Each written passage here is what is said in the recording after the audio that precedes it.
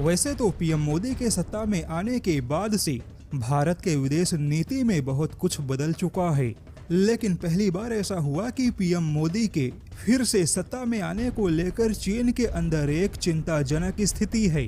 जैसा कि चीन की भोंपू मीडिया ग्लोबल टाइम्स ने हमेशा यह दावा किया कि चीन चट्टान जैसा अटल है और चीन को कोई रोक नहीं सकता और पीएम मोदी की कोई भी आर्थिक, व्यापारिक और विदेश नीति चीन को टक्कर नहीं दे सकती।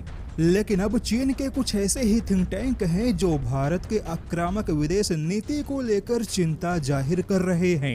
दरअसल चीनी think tank China institute of international studies ने अपने विशेषज्ञों के मंथन में यह स्वीकार किया है कि चीन के प्रति भारत की आक्रामक विदेश नीति एक बड़ी चुनौती बन गया और अब चीन के लिए हालात वैसे नहीं हैं जैसा कि 5 साल पहले थे। वहीं अब चीन को आने वाले अगले 5 सालों में बड़े पैमाने पर विदेशी कंपनियों के चीन को छोड़कर बाहर जाने का डर है।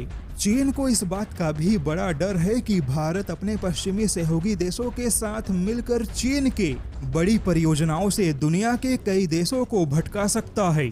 ऐसे में देखा जाए तो चीन अब भारत में पीएम मोदी के शासनकाल को अपने लिए एक बहुत बड़ी चुनौती मान रहा है। अफ्रीका, मिडल ईस्ट, एशिया और लैटिन अमेरिका तक भारत ने चीन के दबदबे को कम किया।